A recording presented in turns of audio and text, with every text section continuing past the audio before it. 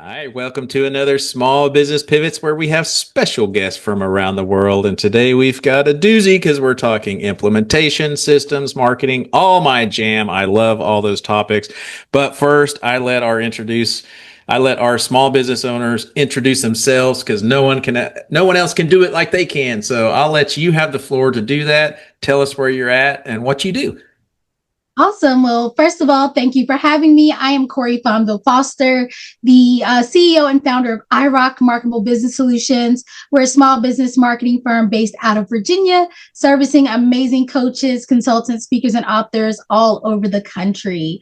So yes, I'm super excited to be here and have this fun conversation talking about implementation. It has been something I've been extremely passionate about for many, many years. My company alone has been around since 2019, and we have seen so many different business owners come in with different reasons for why they're not getting things done in their business. And so I feel like I'm a pretty good subject expert to talk about just why things aren't getting done, how you can pivot as needed to ensure that you are getting things done, and how you can make sure that your businesses are successful and sustainable.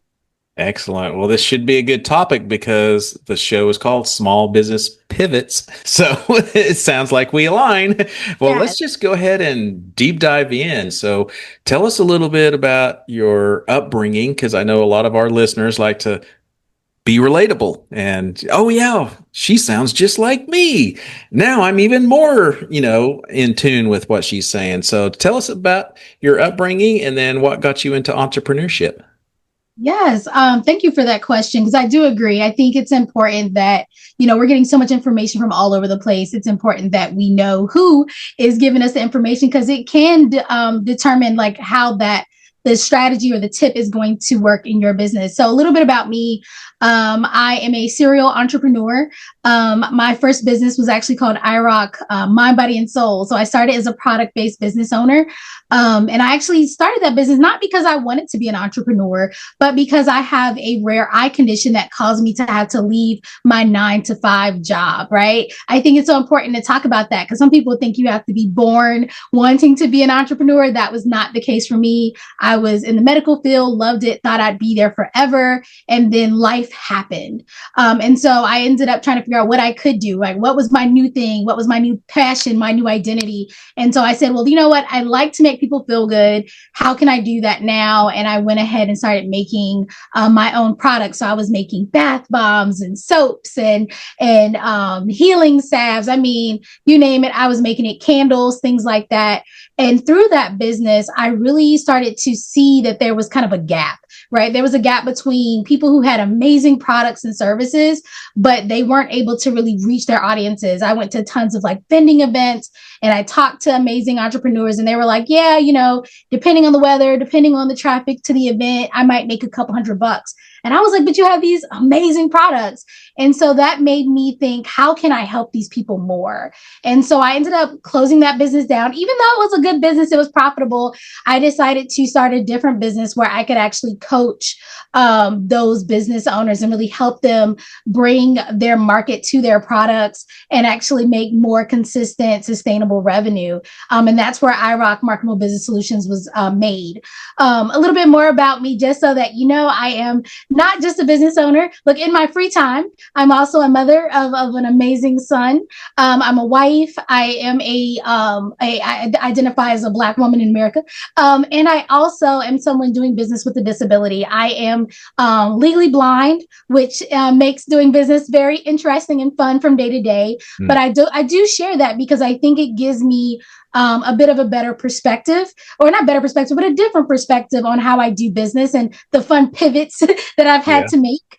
And I also, when I started this business, I started with no money. And so I like to share that too. I always tell people I got my car repossessed twice, the same exact car, because Oh, I was very broke. I lived in the hood. It was a whole thing. And now I'm here. So when I tell you, I really understand that life can be hard. It can make doing business difficult, especially when you're trying to do all the things and hang with the big dogs without having the big dog revenue to start. So I hope that gives you a little clarity and insight into my world and anchors us for this conversation.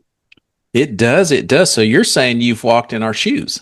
Absolutely. I love it. I love it. It's always great to get advice from those who have been where we are or also want to be. So let's get started with the implementation of systems because I those are so essential to success, I guess, in other words. And so what have you found being challenged with uh, visually seeing? We can't all see direction, right? So, how challenging is that? But then, how has it overcome the challenges in your business, if that makes sense? Yeah, absolutely. So, and granted, I'll talk from my perspective, but I've worked with business owners who've had different differences, whether they're financial, time restraints because of family, other conditions, what have you. And I think that some of the things I'll say will reign true for different folks. But one thing I know for me, right, when it comes to systems, is I'm big on finding what works for me. I think so often we want to just duplicate what we see or think others are doing. And that doesn't always work for us. I remember I went for like a whole year. I had read The Miracle Morning. I don't know if anybody's familiar with that book, but it talks about like getting up early and doing all these steps. And I said, you know what? If I do this and I follow this book to a T, I'm going to be so much more productive. Well, guess what, guys? I'm not a morning person. And no matter how many times I've read that book, no matter how many alarms I set, I could not become a morning person. But guess what? That doesn't matter. I had to figure out what worked for me. So I had to say, you know what? I'm not going to take meetings before 10 o'clock. Then I made a system around that and said, hey, these are the times where I'm most productive. This is when I like to talk to people the most. And then I said, you know what? I'm a mom and I have a husband. I want to spend time with them, but I also need quiet time for me to work. So I created a system so that I could do a lot of my creative work at night while they were asleep. And so I think if you take nothing else from this conversation, I want you to think about creating systems that actually work for the type of person and the type of lifestyle that you need. And do not be afraid to shift it when life changes, right? You may be a new mom. You might, have a 9 to 5. You may need to make some adjustments that work for you in this season of life. And that's totally okay. The thing to just keep in mind is how can you be consistent in that system so that you do not stop your productivity? Sound advice, because I think so many times, including myself, we hear of a good book and it's like, what? And they always mention, if you follow this and reread it, you'll be successful. And then we're not. And so that's sound advice of just knowing that there might be a good nugget or two in there, but that worked for them. But it's not going to work for everybody and finding your own place and how that works best. So, on the systems, do you create SOPs, standard operating procedures as well? And what does that look like for you? Absolutely. Right. I not only make SOPs, which are their standard operating procedures, I also make SAPs, which are standard automation procedures. Right. So what does that look like for me? Well, when it comes to me making it for myself, I literally just do whatever it is that task involves. So say, for instance, I want to make a SOP around creating content for my company. I'll do the task. Right. And as I do the task, I'll write down the steps. So first, I will decide on the theme for that month. Then I will decide how many pieces of content and where that content's going to go. Then I may say, okay, let me write the content out. Then let me make all the visuals. Then let me schedule all the content, right? So as I'm doing the actual process, I'm writing it down. I may even be recording some of the steps because my mindset is always around like, how do I pass this along one day? So I may record those steps. And then guess what I do? I just save it as a document, and that is an SOP. I think so many times people overthink it, and it's like, no, it's literally just how do we go from point A to point B in a systematic way, and then rinse and repeat. Now, we do live in a great time of AI, so if you do record that video, or you talk it into your chat, or you write it down, you can then put it into your AI and say, hey, make a fancy SOP out of this. It will do it. It'll be great. But essentially, if you just have a piece of paper, you can still create an SOP and then do the exact same thing for SAP. So those standard automated procedures. So if you're using, say, software to schedule a post or a blog or email, you would just write down the steps. So I go to my platform, I go into email blast, I put my email banner in, I then put in the wording, I test the email, and then I schedule it, something of that nature. And then it's already done and it's automated to go. And so I always try to make sure my clients remember not just SOPs, but SAPs as well. Oh, that's very, very good advice. So going to your business of marketing, that seems to be a challenge for a lot of people these days because the internet is moving so fast and AI is moving faster than the internet. So what are some insights and tips that you can give business owners so they can grow their business? Because I was just on a phone call with business owner earlier and she was like, I'm spending so much time and mostly money and nothing's moving the needle. So what are you seeing today that could be helpful? Yeah, I think when it comes to marketing, you have to think of kind of casting a broader net. I would say just a couple years ago, you could get away with some just organic marketing, maybe a couple of DMs, couple of social media posts, maybe a Facebook group, and you were fine. That is not the case anymore. You do have to do a little bit more work, but you can be strategic about it so that you're not burning out doing these things. So a few things that little tips I can give you here on this podcast is one, repurposing content. If, for instance, say you start with a long form YouTube video that you've made, a training, something that you talked about, you can take that same theme and break it into multiple reels, right? You can cut that video up or you can make small reels on the same topic. You can take the transcription of that long form piece of content and make it into a blog. You could then have AI break it down into a couple of emails. You could have a couple of stories about it. So you don't always have to spend a whole bunch of time creating new things. You can always kind of repurpose what you already have and then put it on multiple platforms. Something else to think about is not just focusing on organic traffic alone. Oftentimes people are afraid of the ads word, but it is very helpful in this current economy when it comes to business. You don't have to spend tons of money. A lot of my clients right now are really enjoying boosting posts on LinkedIn, doing some YouTube ads, doing some Google ads, even some TikTok ads. So think about, do you have an ads budget? Can you possibly at least boost the post? And what platforms is that going to be most lucrative for you?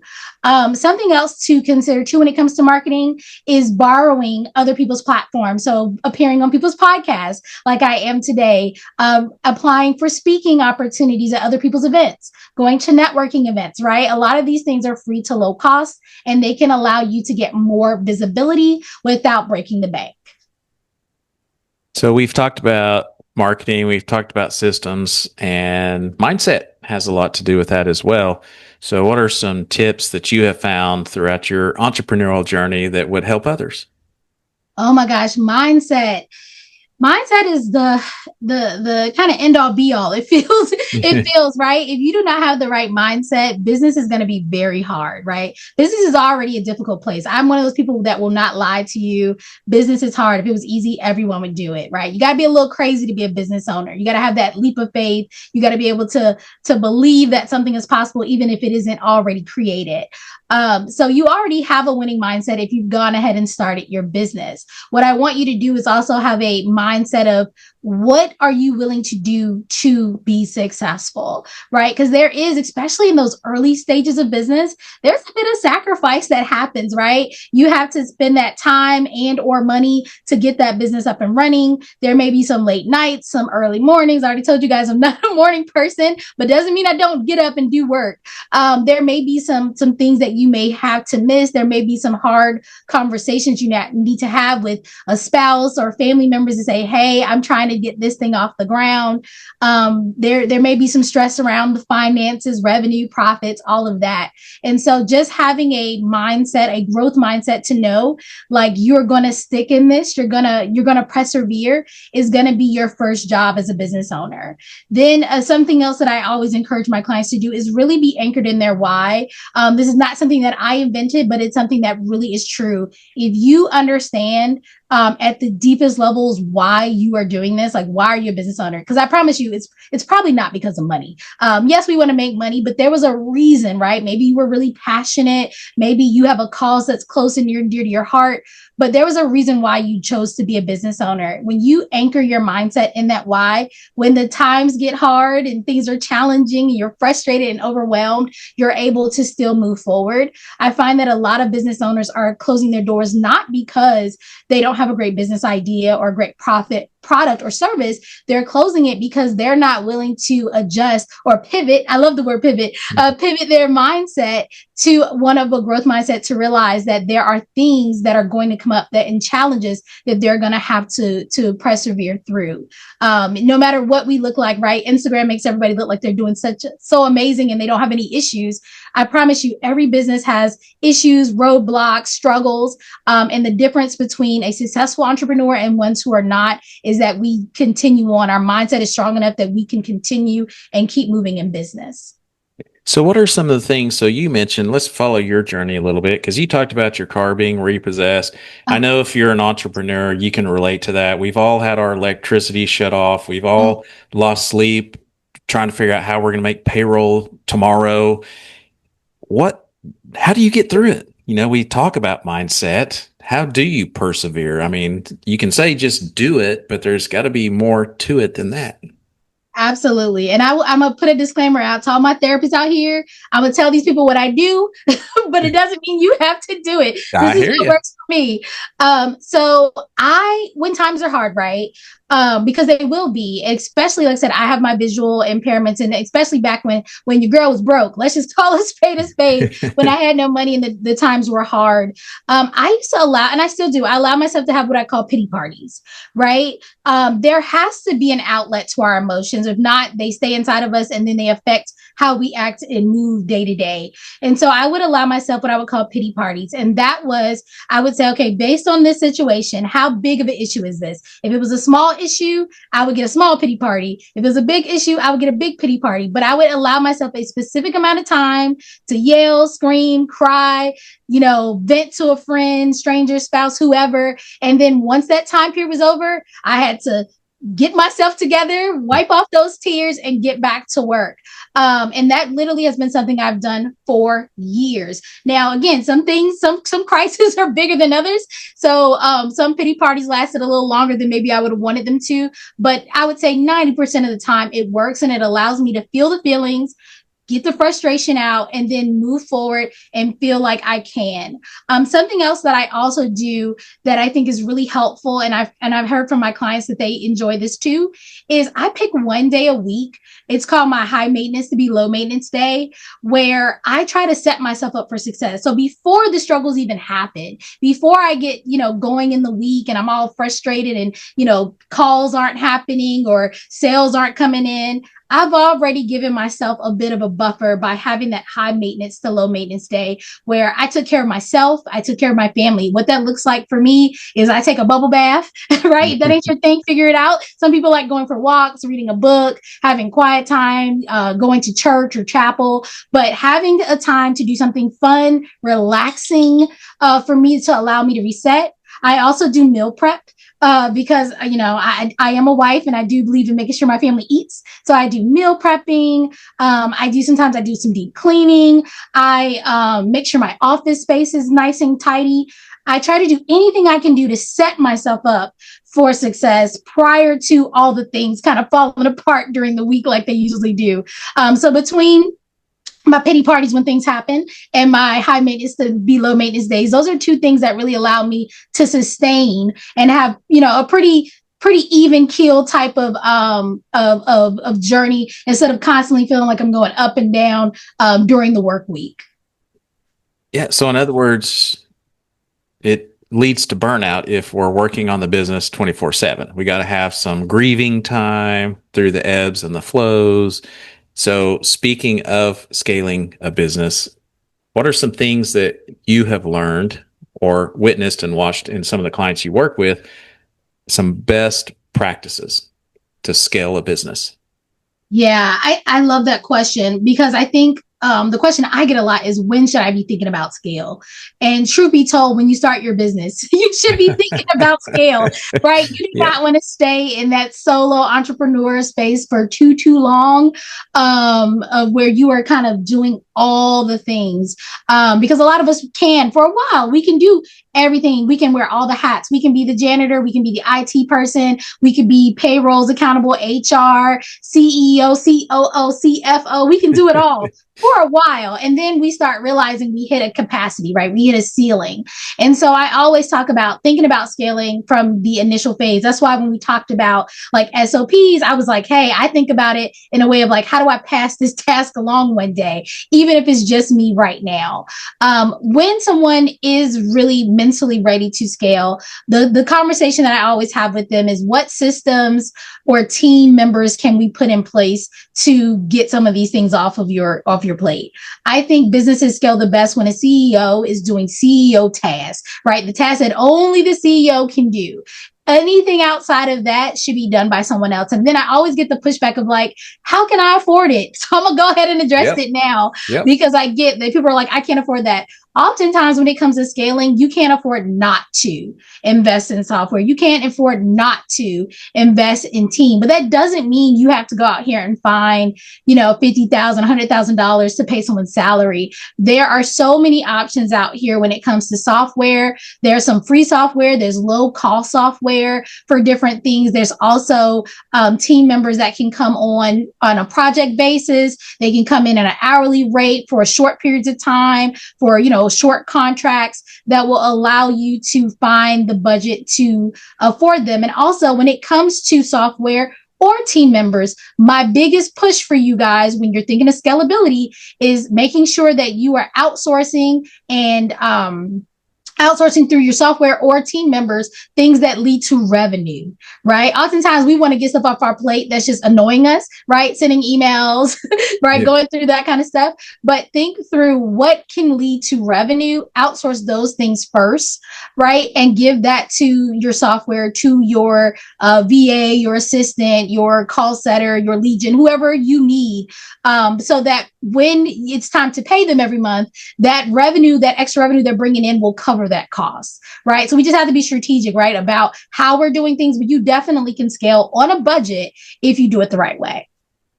So you mentioned all these different components to a business. How can one do sales and create systems and all these things? I'm often asked that, like, because some of them, they'll say, well, I really want a business coach, but I don't have time for all the extra work they're going to give me. Mm-hmm. How does one manage all that? Because you talk about frameworks and some other things on your website. Yes. Oh my goodness. So I'm gonna keep it really simple for you guys, because it makes me chuckle, because I remember there was a time when I was like, why can't I get more done? And I'm gonna tell you why I felt I wasn't getting things done, y'all. I was like, Beyonce and Oprah have the same 24 hours a day that I do. I was like, but they're able to do all these things. Why can't I? And then I thought about it and I said, Cori, these people got full-blown teams. They got all this stuff. Your 24 hours and their 24 hours are not the same. And so firstly, I want to just help you guys kind of don't compare yourself to other people and what they're getting done, right? Because again, you don't know their situation. You don't know how many helpers they have. You don't know how many hours they're working. You don't know how much money they have to outsource things. So that's the first thing. Secondly, I recommend you all, because this is something free and simple you can do. It takes about a week. Do a time audit. Right? I've had a lot of people tell me they don't have time for X, Y, and Z. I'm like, cool, show me. Because a lot of times we think of it in our mind that, oh, I'm just so busy, I can't possibly have time to do anything else. I always say, take a week, realistic week, don't change anything for the audit, just do the audit and write down where your time is going. What you're going to probably find is Netflix will pop up there, scrolling on TikTok, listening to your favorite podcast, which I hope is this one. Those types of things will appear. And so what I always say is, first, let's get that audit. Then let's say, is there anything up here that we can take off, right? For me, that's why I mentioned meal prep. When I was cooking every night, it was taking up tons of time because I would have to prep food, cook food, put food away, clean the kitchen, all that stuff. When I went to prepping only one day, it gave me like 3-4 hours more a week to get some additional things done. That may not be the answer for you, but I promise you, if you look at that audit, you will then be able to find pockets of time where you can do more things. And you also may be able to reorganize your time, right? So you may be able to go in and do a little bit of time blocking and say, okay, I see that I used to do this, but it was only for 30 minutes and it kind of messes up my flow of my day. Go in there and say, okay, I'm actually going to do admin work for my business in the morning. I'm going to do calls in the afternoon. I'm going to do family time at night. And so you can kind of go in and better organize your days as well. This will help with productivity and being able to do the all the extra things until you are ready to outsource and give it to someone else. So let's talk about your business and how you help people, what you do, and what it looks like to work with you. Yes. All right. So like I told you, my company is called iRock Marketable Business Solutions. That's IROC Marketable Business Solutions.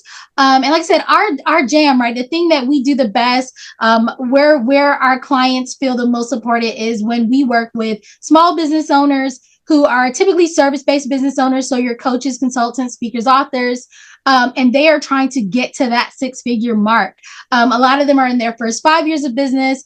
They have a business idea, but they're not being able to scale. They're not being able to have consistent revenue, and they are tired. They're overwhelmed. They're doing all the things, right? All the things we talked about today. And so how do we support those people? Well, we support them in a couple of ways. We have our implementation coaching side of our business, where we actually provide implementation coaching and project management services. So that looks like you coming in, telling us your big visions, your ideas, and us helping you break those down and actually getting those goals accomplished. I call it kind of our white glove services. We also have amazing global VAs. So VAs from all over the world trained by us that are really great in admin. They're great in operations. They're great in systems, and they're great in marketing. And so we actually will pair our amazing clients with our VAs, and the VAs then become their first team members so that they can outsource a lot of that day-to-day work, that revenue generating work we talked about earlier in the podcast. And then last but not least, for those who are just like, hey, I want somebody to do this for me, we have our marketing services where our amazing clients can come in, grab a logo, website, lead gen support, email marketing, funnels, things of that nature. And all they have to do is put the order in, and then voila, it's done for them. Because some of us know that, we're not trying to learn no new skills. We're not trying to teach nobody. We just want it done. And so we really feel that we have something for everyone, because at the end of the day, we are implementers, and we are here to help you implement consistently in your business. Let's talk about VAs real quick, because I think there's a misconception or myths about VAs. It'll take too long to train them. What would I give them to do? Can you share the value of a VA through your services? Absolutely. And look, full transparency. Actually, when I started this business, I started as a VA. I was a solo VA until I brought on team, just so that you know where my background comes from. But so when you work with our VAs, I think something that sets us apart is we know you don't know how to work with a VA. So you don't have to know, you don't have to have experience. I got an email just today, like, what SOPs do I need to have in place before they come? Nothing, right? None. You're good. When you work with us, we kind of lean into the assumption that most of our clients are not very familiar with leading their own team in their company. And so when we onboard you, we have a very specific onboarding process. We onboard you so we know as a company what your goals are, what you think you want out of the experience.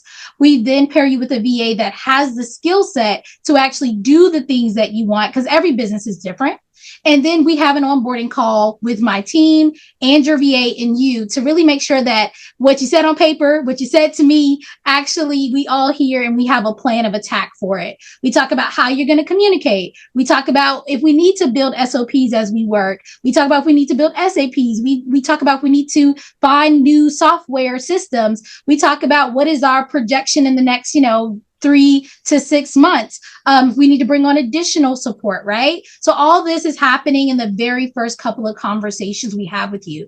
But we don't stop there. We then, for the first 30 days, we have one of my team members be on those calls with you and your VA to ensure that you guys aren't missing anything. Because the VA is there to work. You're there to give direction. We have that third person there kind of as a buffer, but also as a quality control expert to say, hey, have you guys thought about this? Hey, here's something else you could do. And so you're basically kind of getting a little free coaching on the side there by one of our amazing higher level VAs that are there to make sure that you have a great transition period with your new VA, and that you are kind of getting trained in the process of how to get the most out of your VA experience. Fantastic. Well, we've covered a lot of facets of the business. Is there anything that we missed that you'd like to share? Yeah, no, I think we've covered so much. And I think that, again, if you can pull away kind of any gems from this conversation, I think that one is, don't be afraid to, we're going to use the word pivot. Don't be afraid to pivot when it comes to your mindset, when it comes to the systems and operations that you put in place in your business, and when it comes to outsourcing and getting ready to scale. There are going to be shifts. Right. And so don't be so locked in and say, well, I tried this one thing, it didn't work, I guess I'm a failure. Absolutely not. That one thing just may not be the perfect thing for you and your business right now. So be able to adjust as needed. And don't be afraid to talk to us, right? You're hearing this podcast, connect with me. It doesn't hurt you. It costs you nothing to have a free conversation with me to say, hey, this is where I'm at in business. This is why I'm frustrated.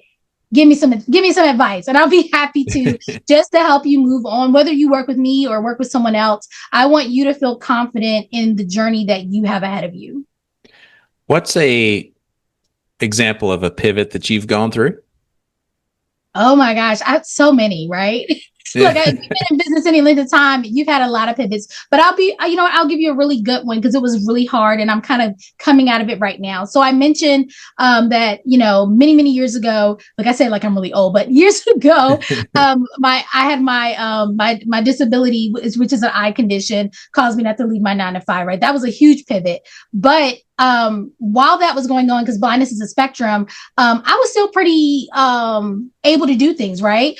But about, I would say 6-9 months ago at this point, my vision got bad again, right? They call it a flare. And I literally was unable to drive. Still unable to drive right now. I'm unable to read emails. Look, it was hard for me to get on this Zoom. So a lot of things have changed pretty quickly.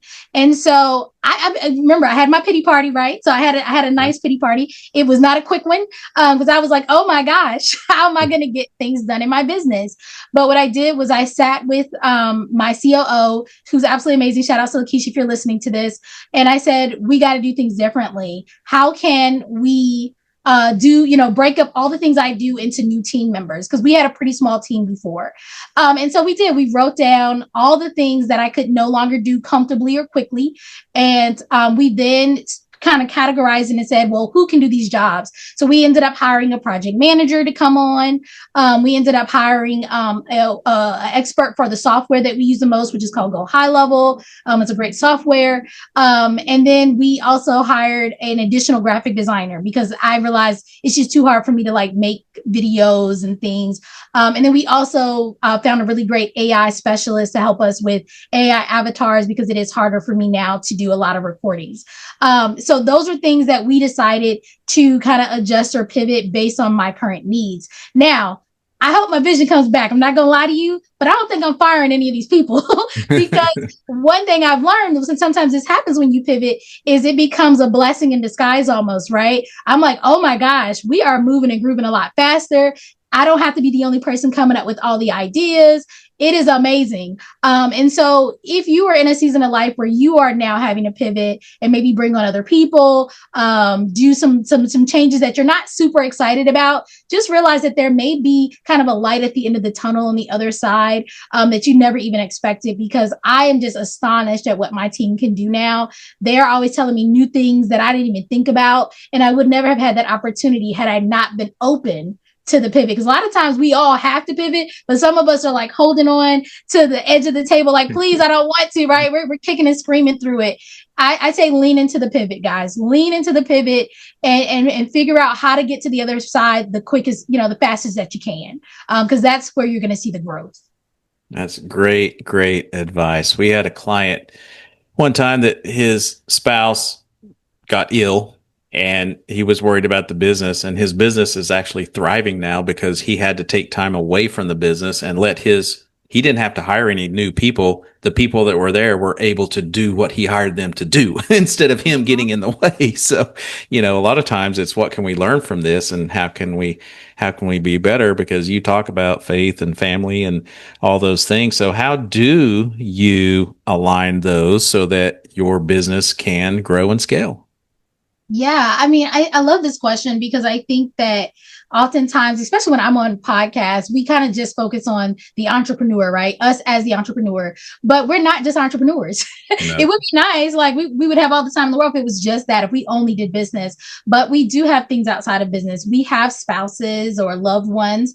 We have our platonic relationships, our friendships that we want to nurture and cultivate. We have, some of us are parents. We want to make sure we are present and being, very hands-on parents. We have our spiritual things, whether we're going to church, chapel, synagogue, whatever the case may be. And all of those things affect us as individuals, but also how we navigate business. And so that's why I love that question. And for me specifically, I homeschool my son. So it's always interesting. People are always like, oh, how do you homeschool and do business? Well, when we started homeschooling and I was doing a business, we had to have that conversation. Like, how can we juggle it all? And the cool thing is that over the years, my son has been able to kind of go into my business. So he's been an intern with us. He's worked with clients with us. And so it becomes like this generational thing that has gotten to happen, which is really cool.